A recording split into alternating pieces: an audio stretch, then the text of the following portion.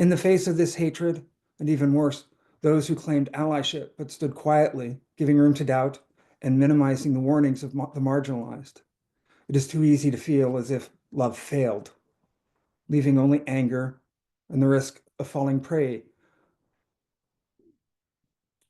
to the wishes of violence towards those who cause harm in the hopes of ending it. Now, I've been fortunate enough to have the privilege to insulate myself from a lot of harm, but it has generally felt like solitary work.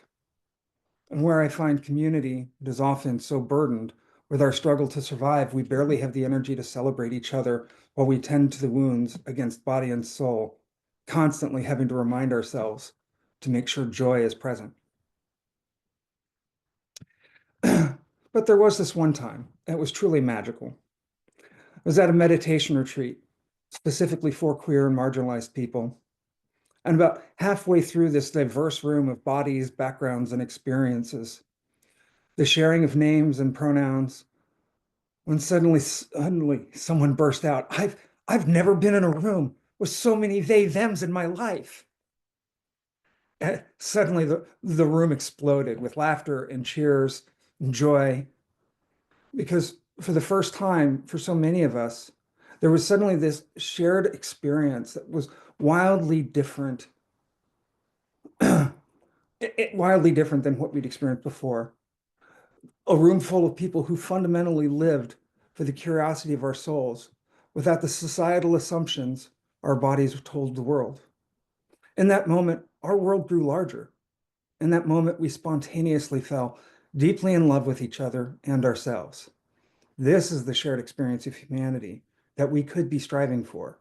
This was the inclusion at its deepest as we made space for every possibility to exist together. In that moment, love won. We now invite folks as they feel called to join in as we share our opening hymn, We Are Gathered. I believe the lyrics will be available on your screen. Well, I will be reading a book for Time of All Ages. And it's called Mushroom in the Rain by Mira Ginsburg, pictures by Jose Arugo and Ariane Dewey.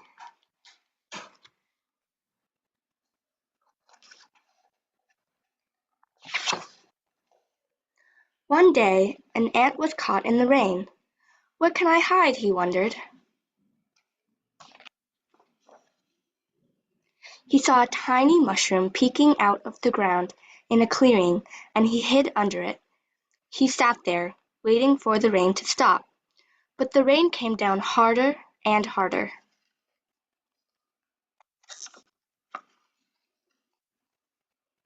A wet butterfly crawled up to the mushroom.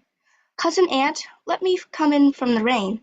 I am so wet I cannot fly." "How can I let you in?" said the ant.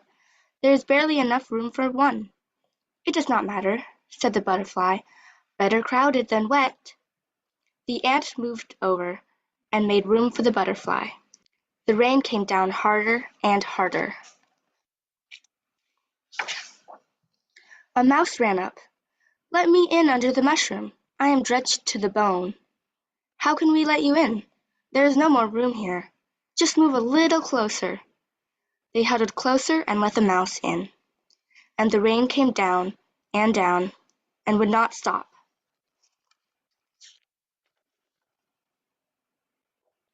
A little sparrow hopped up to the mushroom, crying, "My feathers are dripping. My wings are so tired. Let me in under the mushroom to dry out and rest until the rain stops." "But there is no room here. Please move over just a little." They moved over, and there was room enough for the sparrow. Then a rabbit hopped into the clearing and saw the mushroom. "Oh, hide me!" he cried. "Save me!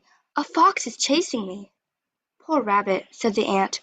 "Let's crowd ourselves a little more and take him in." As soon as they hid the rabbit, the fox came running. "Have you seen the rabbit? Which way did he go?" he asked. We have not seen him." The fox came nearer and sniffed. "There is a rabbit smell around. Isn't he hiding here?" "You silly fox! How could a rabbit get in here? Don't you see there isn't any room?" The fox turned up his nose, flicked his tail, and ran off. By then the rain was over. The sun looked out from behind the clouds, and everyone came out from under the mushroom, bright and merry. The ant looked at his neighbors. How could this be? At first I had hardly room enough under the mushroom just for myself, and in the end all 5 of us were able to fit under it. "Quahaha! Quahaha!" somebody laughed loudly behind them. They turned and saw a fat green frog sitting on top of the mushroom, shaking his head at them. "Quahaha!" said the frog. "Don't you know what happens to a mushroom in the rain?" He hopped away, still laughing. The ant, the butterfly, the mouse, the sparrow, and the rabbit looked at one another, then at the mushroom, and suddenly they knew why there was room enough under the mushroom for them all. Do you know? Can you guess what happens to a mushroom when it rains?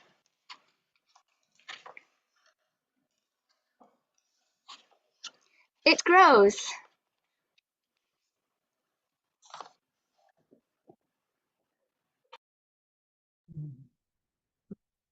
Thank you, Lulu.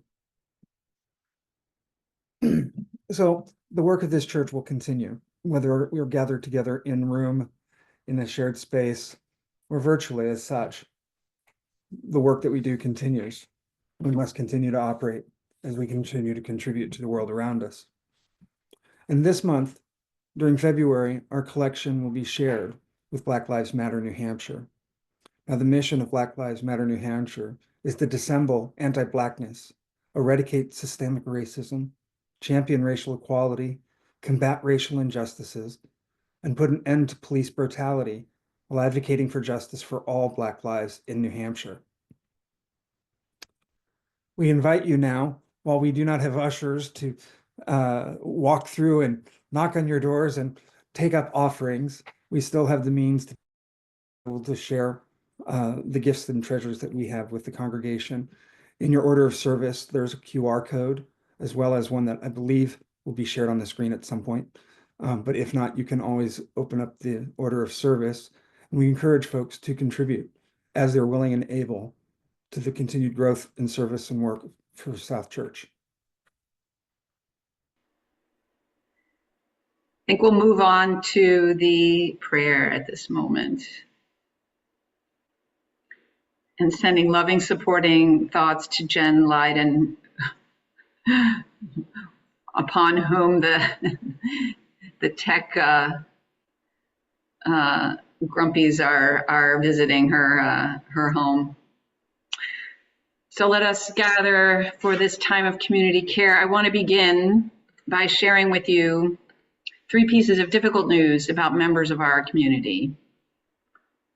Freddie Furness, long-time member of South Church and beloved partner of Kathleen Cantwell, died on Tuesday morning. Please hold her family in your prayers as they grieve her loss. And if you would like to send Kathleen a card, please reach out to me and I can share her address with you. Also, Lissa Mascio shared with me that her beloved 9-year-old niece died very suddenly a couple of weeks ago. This has been very hard on Lissa and on their family, and she asks us to please hold her parents, her brother, and her sister-in-law in your hearts. That would mean a lot to them. And finally, Anna Howard's father, who got unexpectedly ill last week, died on Wednesday, just before she was able to get on a plane to Russia to see him. She is there now with family and told me she was able to tell him how much he meant to her on the phone the day before. But please do hold her and her family in your hearts as well. I know this is a devastating loss for her, and the idea of your love and support will make a big difference to her. And as we hold these beloved people and their families in our hearts, we know that they are not the only ones in hardship or struggle at the moment. You or someone close to you may be facing something very difficult right now, too. And the national climate we are in can amplify any hardship. So let us hold each other, every other. We all deserve compassion. We all deserve support. We all deserve a place and time of sanctuary, time to grieve what needs grieving, time to heal what needs to be healed. And let us be sanctuary for one another.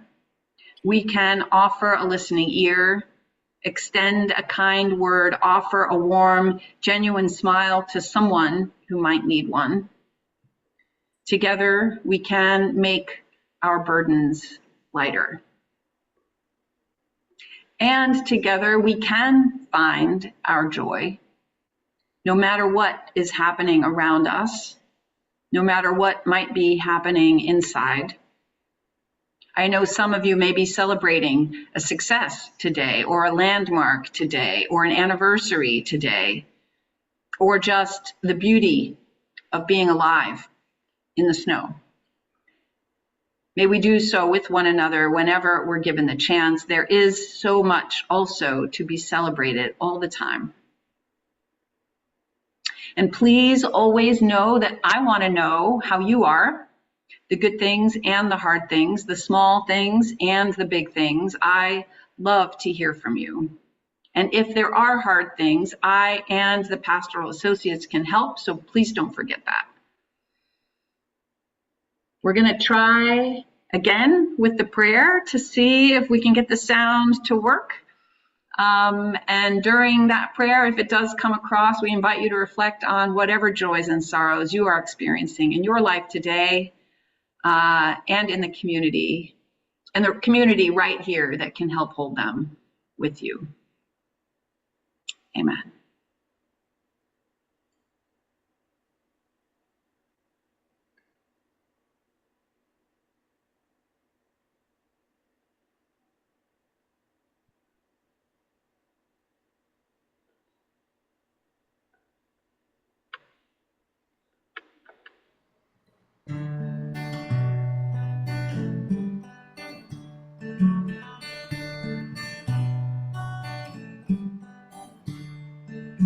Breathe in, breathe out, breathe in, breathe out. When I breathe in, I breathe in peace.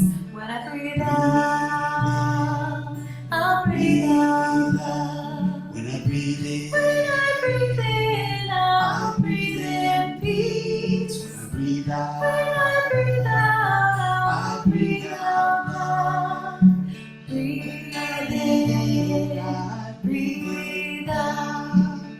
Breathe in, I breathe out. When I breathe in, I'll breathe in peace. When I breathe out, I'll breathe out love. When I breathe in, I breathe in peace. When I breathe out, I breathe out love.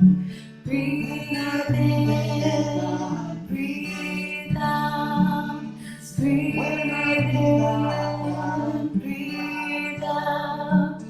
Breathe in, breathe out. Breathe in, breathe out.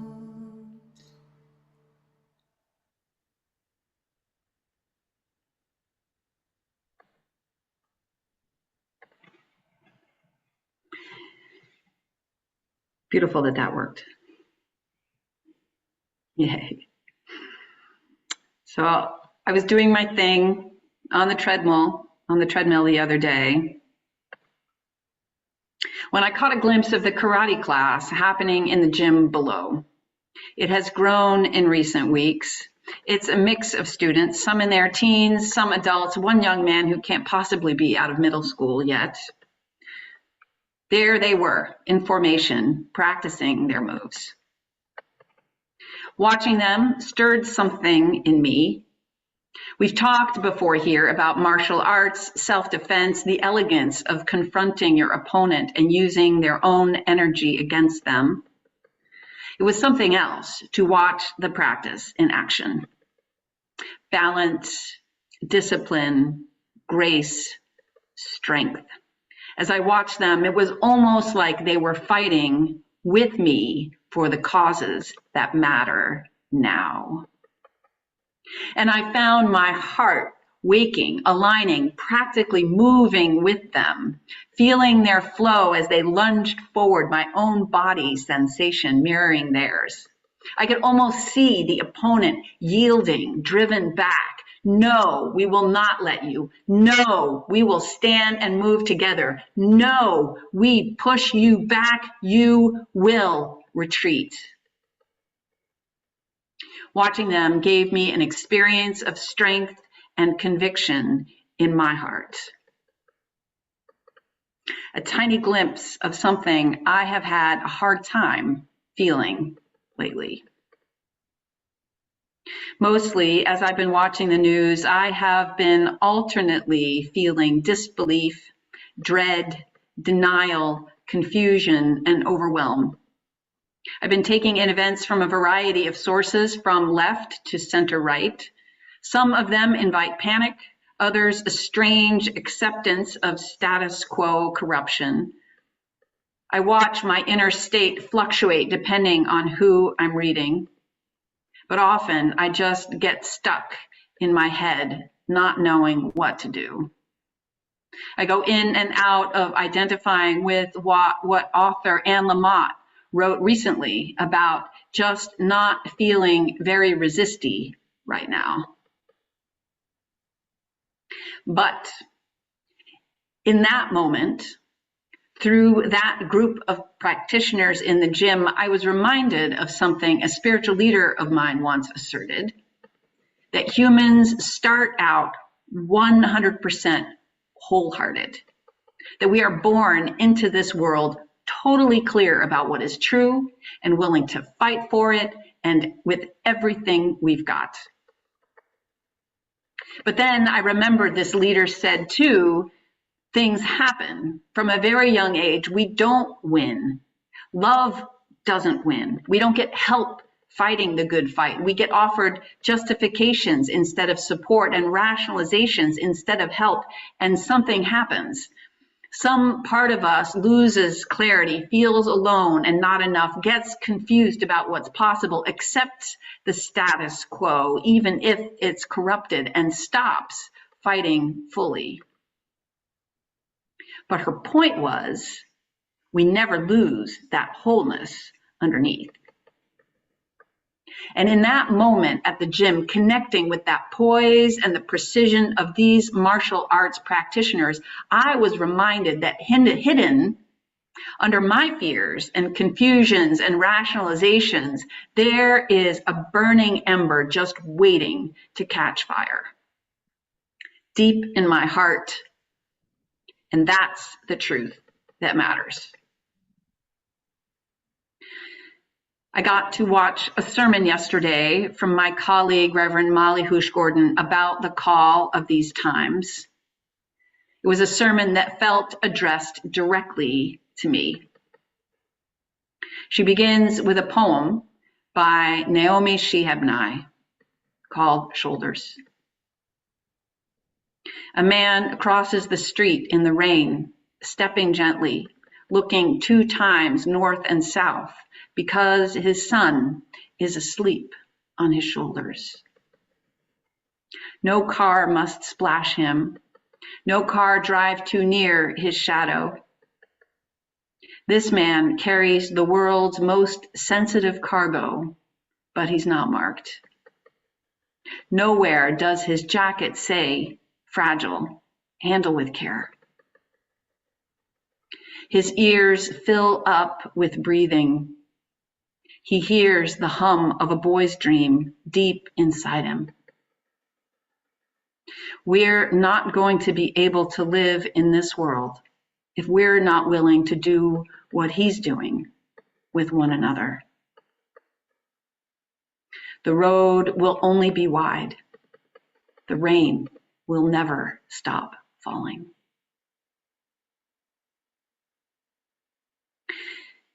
And her whole sermon after that was about how we do that, what it can look like to carry each other, to care for each other in fresh ways we maybe haven't even fully imagined yet. Because as my conversation with Willow earlier this week reminded me, this oppression, although particularly virulent right now, is not new. I read it again last week. The America we woke up to this morning is the same one we went to sleep to last night.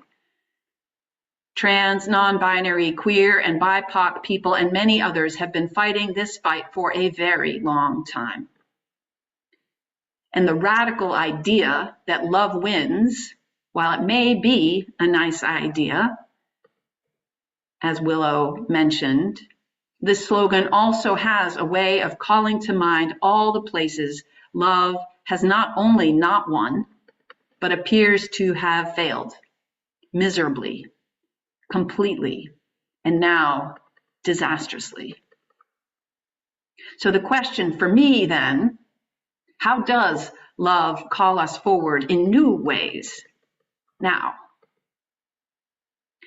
In her sermon, Hoosh Gordon references writer and activist Adrienne Marie Brown, who has some insight into what that love might look like in this watershed moment, when people in positions of trust are not trustworthy. She wrote this on January 20th. It is our turn to carry the world, Brown begins.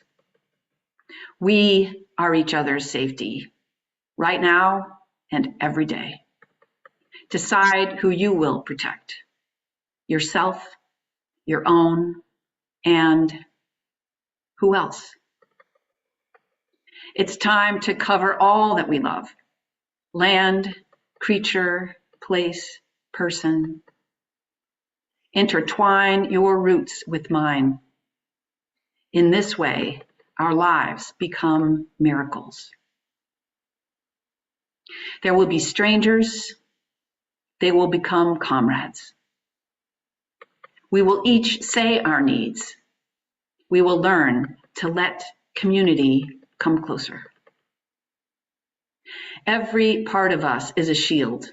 Our words, our trust, our hearts, our bodies in action, and the freedom to think for ourselves. We are the adaptation that no oppressor can imagine.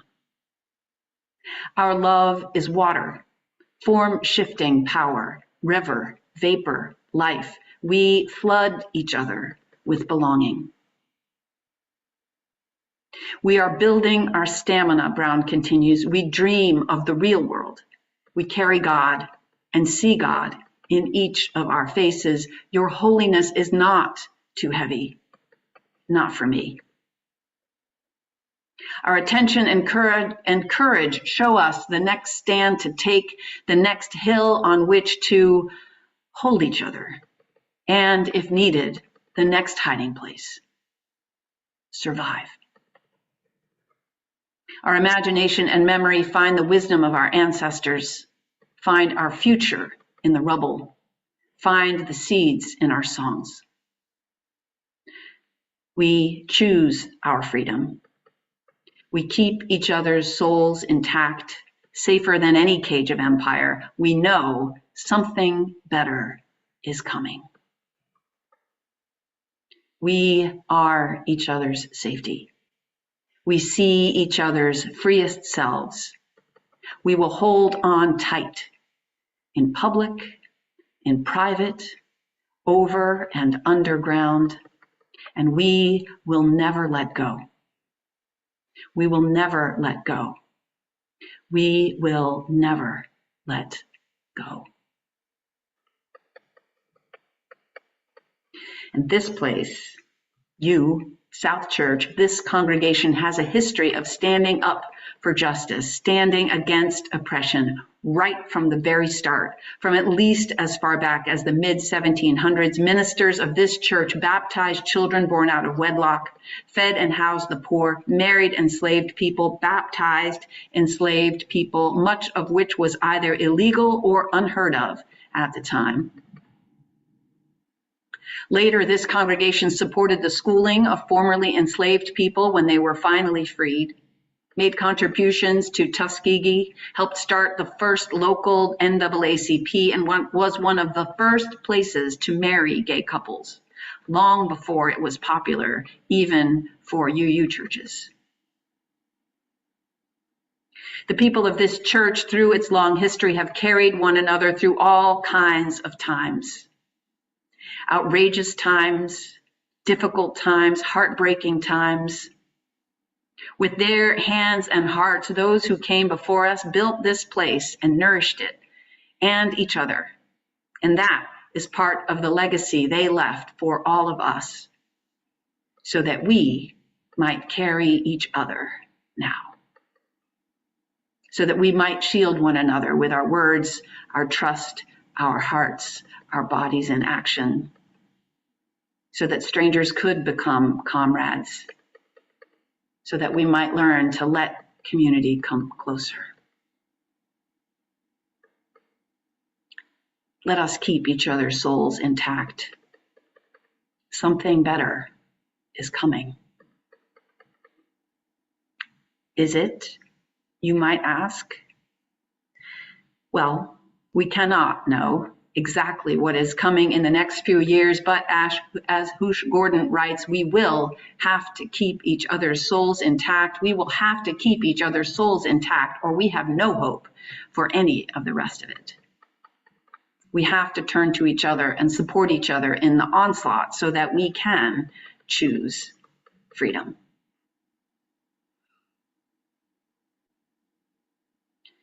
The first part of the first 100 days of this administration have been outrageous. Yale scholar Timothy Snyder, who's dedicated much of his career to understanding how to resist autocracy, tells us this is part of the strategy. Gain quick, dramatic successes that deter and demoralize and create the impression of inevitability. But he also notes, nothing is inevitable. We get to keep turning to one another for strength and comfort and inspiration. Because even though the first 100 days of this administration may have been outrageous, Alexis Pauline Gumbs, activist, challenges us to our own first 100 days. She challenges us to 100 days of co-creation and care, of planting seeds in the rubble, cultivating community, of building right here what we've always wanted to see, something better. Hoosh Gordon said that in her 100 days, she plans to deepen down on new organizing relationships, learn to play the guitar, and keep on singing. I'm already thinking about which organizations I can align with, which strangers will become comrades, and what we, you and I, can begin or keep growing together. And I am always down for singing. What seeds do you want to plant in your 100 days? What is your fondest dream? What does the burning ember in your heart long to create with one another, for one another? We get to keep thinking and keep dreaming and keep building how we can offer sanctuary to those who need protection. What can we learn about nonviolent action? How can we better support our trans and non-binary folk? What is the advocacy? What is the witness? There's been talk of a good trouble team. Who knows what's possible with that? Make sure you're talking to people, Timothy Snyder continues in his article, and do something. Do not be alone. Do not be dismayed. Find someone who's doing something you admire and join them.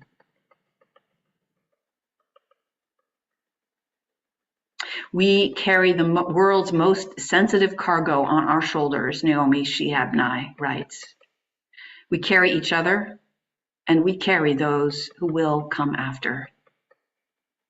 And as Hoosh Gordon so beautifully put it, I hope when they look back 100 years from now, they see that this terrible, shattering time was the start of a breakthrough towards something totally new.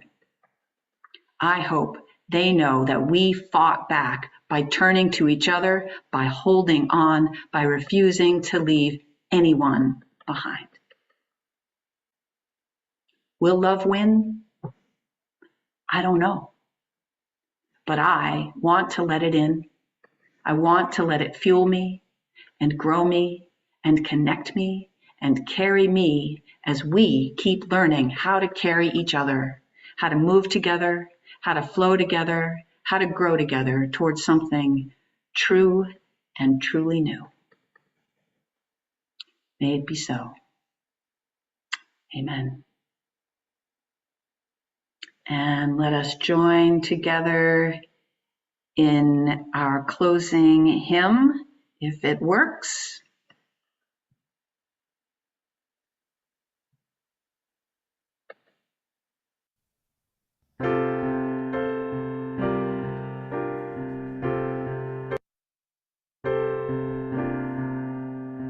We are a gentle, angry people, and we are singing, singing for our lives. We are a gentle, angry people, and we are singing, singing for our lives.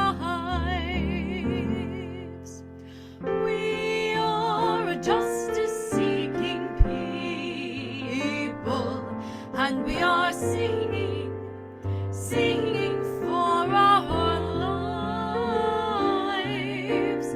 We are a justice-seeking people, and we are singing, singing for our lives. We are a land of many colors, and we are singing, singing for our lives. We are a land of many colors, and we are singing, singing for our lives. We are gay and straight together, and we are singing, singing for our lives. We are gay and straight together, and we are singing, singing for our lives. We are a gentle, loving people, and we are singing, singing for our lives. We are a gentle, loving people, and we are singing, singing for our lives. Well, as we come towards the end of our service, for those of us who have lit our chalices and hold the flames in our heart, may we extinguish this flame. And as we do, may we radically transform the idea of individual exceptionalism from an idea of one's own superiority to the radical idea that it be a celebration of the unique and varied gifts and beauty of the individuals around all of us. And in doing so, may we take the light of this truth, the warmth of our community, in the fire of our commitments as we carry them in our hearts until we are together again.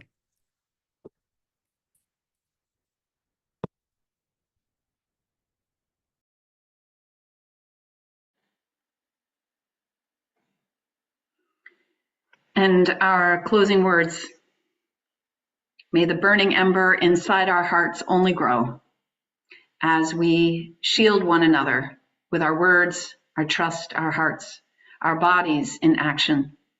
May we keep each other's souls intact, intertwine our roots with one another, know our lives as miracles. Something better is coming. May we never let go. Amen.